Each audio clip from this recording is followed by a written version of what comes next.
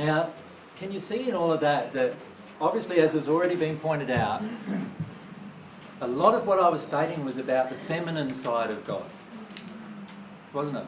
Yep. And so, part of that, the question has to be asked: well, why is there all this injuries on the feminine side, but no, it doesn't seem to be aimed towards the masculine side so much? And so, this is where the next step comes in very handy.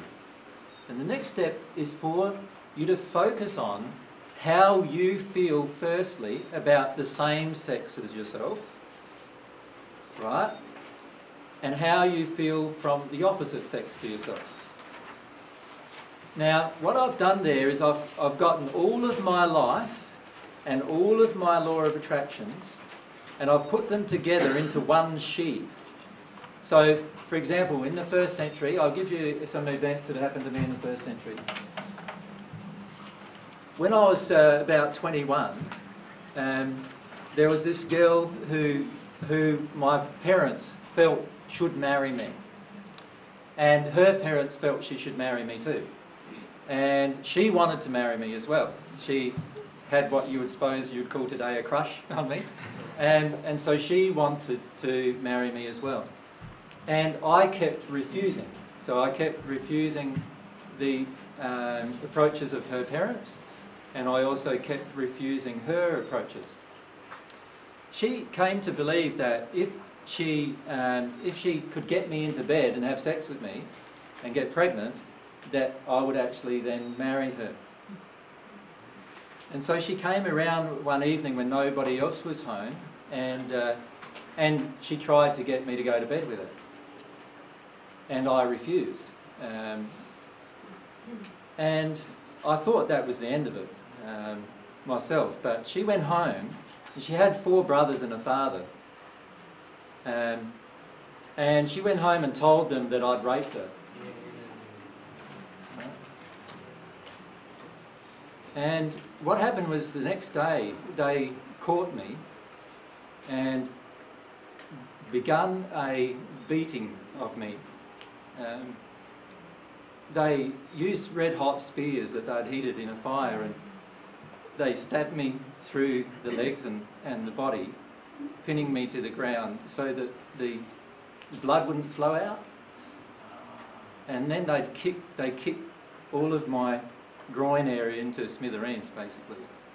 And they broke both of my legs and my arms, and then towed me around behind a horse through the middle of the streets in the town naked. And they then allowed their dogs to eat my face, and they allowed all of these. They broke my back, and then just as like I was feeling that I was going to die, the girl sent her mother to tell them that it was all a lie. So a lot of my feelings towards women are like that. Just one lie from a woman can kill you, you know. And so I've got so the feelings from that event. What happened afterwards was that I couldn't walk, and obviously because I had broken legs and arms, and I couldn't look after myself at all. And my mother looked after me for some time, but it took nearly 3 weeks before I became conscious. And the first thing I seen when I became conscious is this girl came to visit, and she visited me and then saw what she had done, really. And the next day I woke up in bed and she was hung herself on the rafter in my room. And I couldn't take her down because I couldn't move. So she just hung there for quite a few hours until one of the family came in and took her down. And like even in death, she tried to make me responsible for what happened, you know. And so it took me nearly 2 years before I could walk, and I was fairly disfigured and was classified, I suppose, as a cripple. And then I spent another 3 years living in a cave because I felt I couldn't live at home anymore, because my father actually felt that their actions were justified. So I had a lot of emotions to work through about my dad as well, and my mum didn't speak up as well, and so I left home. That was when I left home. And I left home and lived in the hills, in a cave in the hills. And a friend of mine who was the master of the synagogue in Nazareth brought me food 2 or 3 times a week until I could look after myself properly. Obviously, in time I healed all of those injuries. And once I healed those injuries,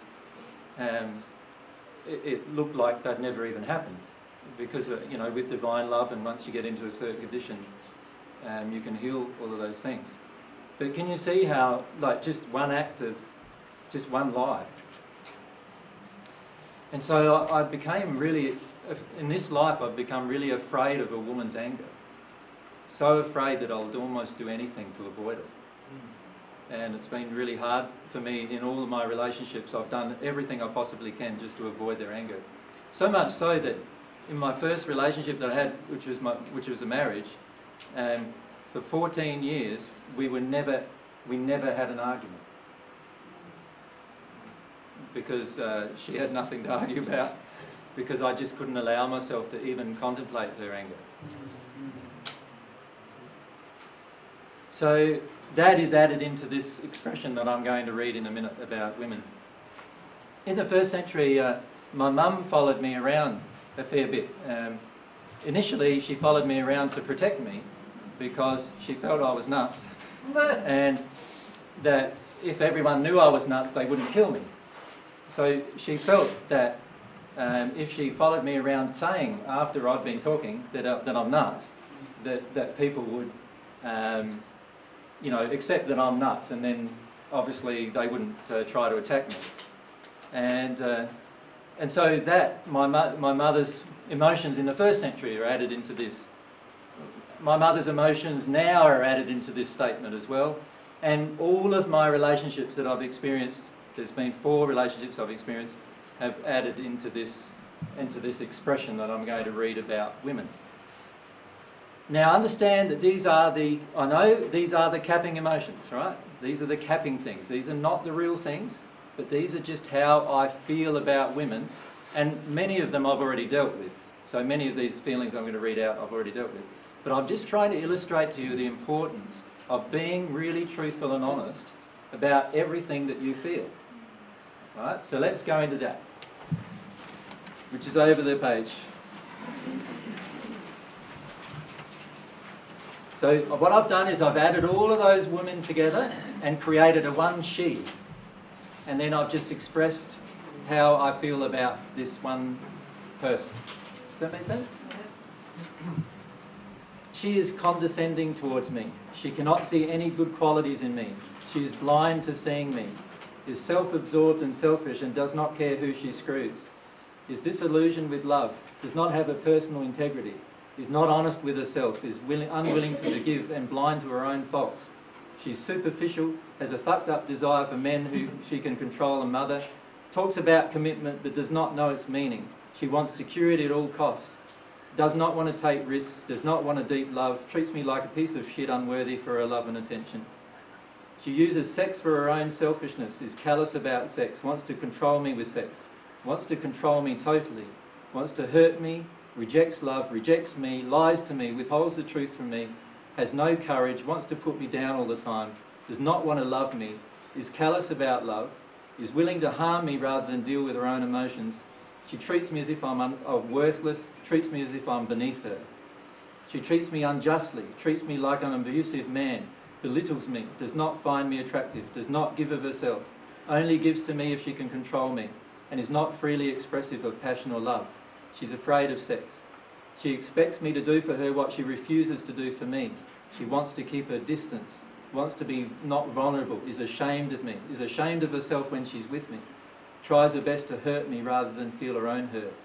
She's blind to her own faults but wants to pick on minor issues with me. She's willing to use her body to get what she wants. She has sex without her heart being involved. She uses me for sex but desires someone else. She hates me, hates my body, hates who I am, is callous and indifferent towards any pain and suffering she causes. and she's not sorry for anything she has done. She feels I am not big enough, handsome enough, good enough, sexy enough, masculine enough, attractive enough or intelligent enough for her. She hates me being Jesus and is ashamed of my identity. So that's my stuff. That's the start of my stuff, I should say. Right. Now what I try to do after experiencing all of that, just all those feelings, is like I went just again into that rage feeling of like really feeling and connecting with the rage about all of that. Do you know what I mean? And again, out come the gloves and the thing, and this is something I've been working through a lot lately, is just connecting to the rage completely. So it's all connected. Do you know what I mean? Yeah. How do you feel about the audiences being 2/3 women? I suppose it's expected, considering my law of attraction. And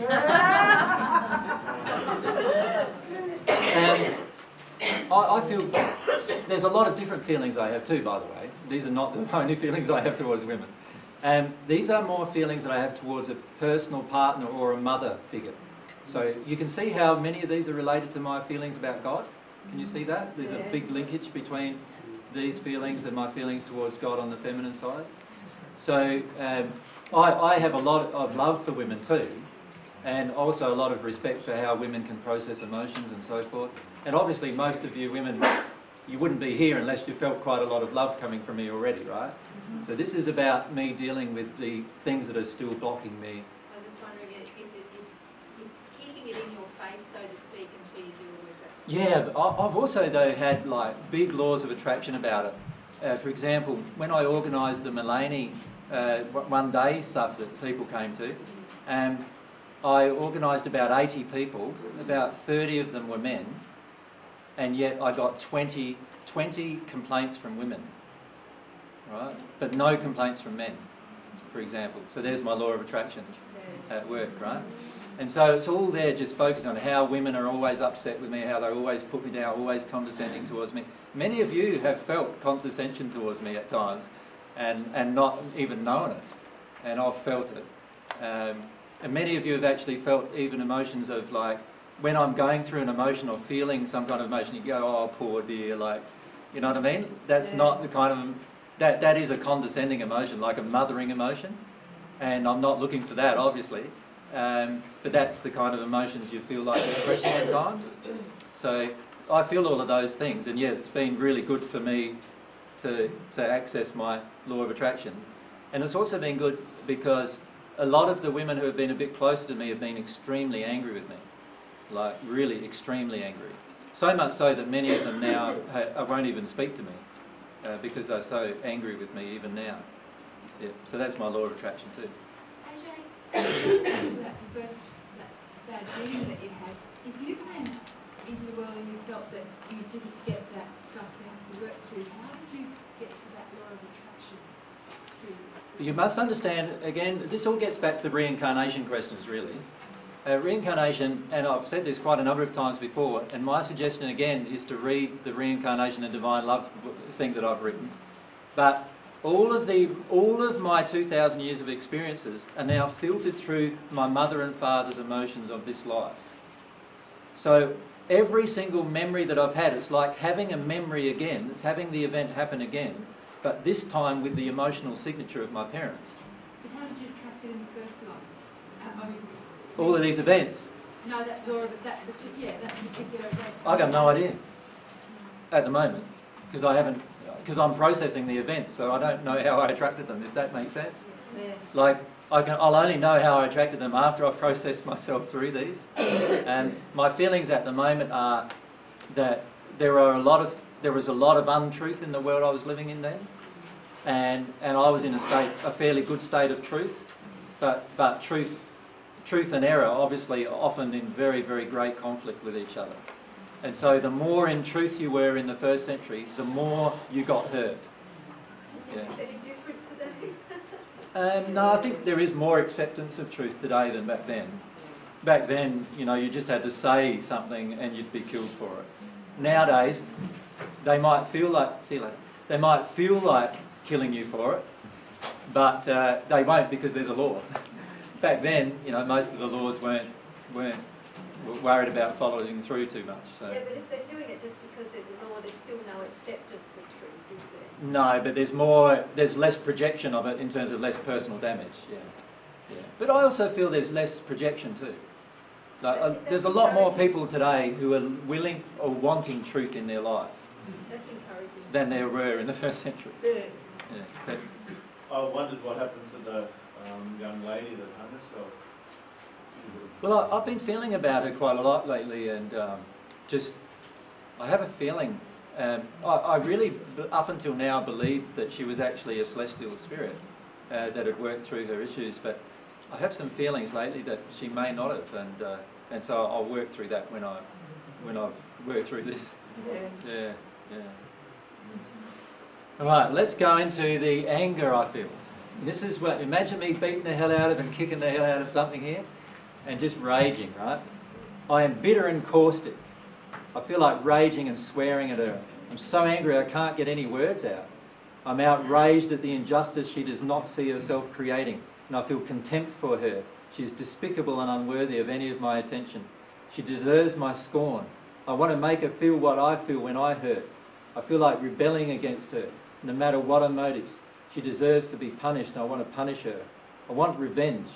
I feel injured and damaged and wrongly used, maltreated, and I want to yell and swear at her about that. I want to make her life as painful as she has made mine.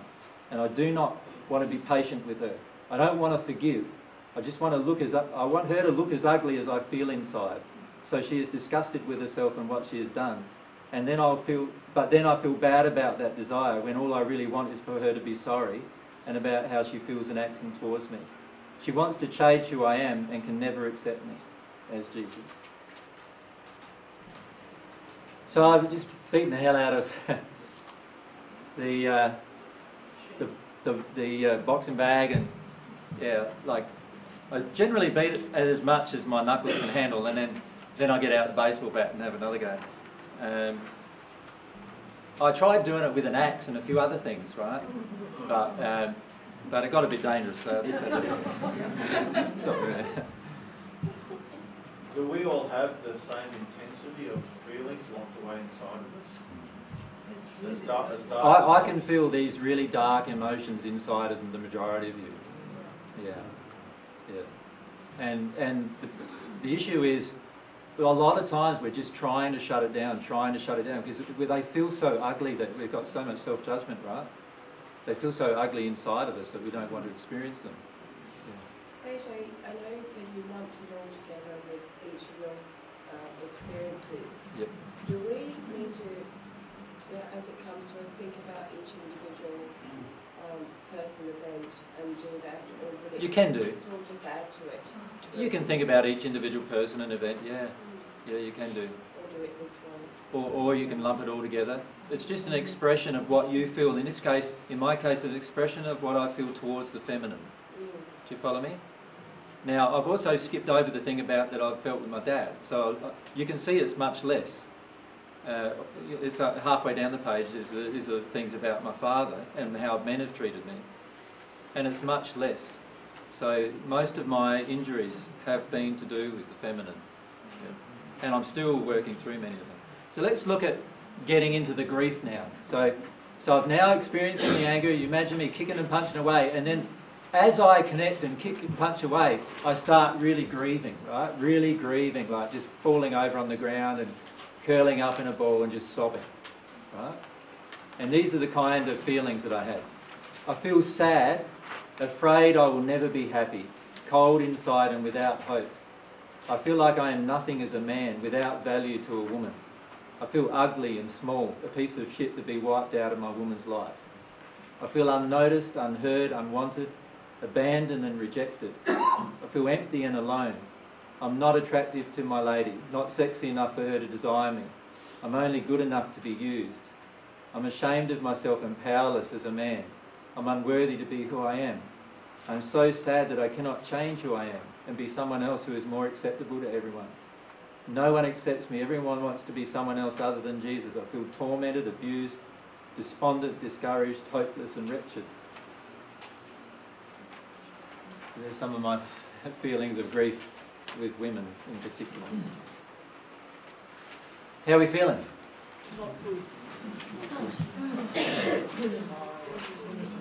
Is that feeling heavy? Who wants to stop? But can you see how, like, there's all these heavy emotions inside of us, right? And just me even mentioning some of my heavy emotions, what does that do with you? Connects you with some of your heavy emotions too, doesn't it? And what do we do? A lot of times we try and skip over that. Oh, let's have a positive message. Let's go and have a drink. Let's go down to a pub and have a few beers. You know what I mean? We do whatever we can to get away from all of this. And you can understand why, can't you? Because it's really hard to allow yourself to get into it. So when you pass to the spirit world, you've got to do it all anyway. All of this work has to be done, whether now or later. Might as well do it now, you'll be happier.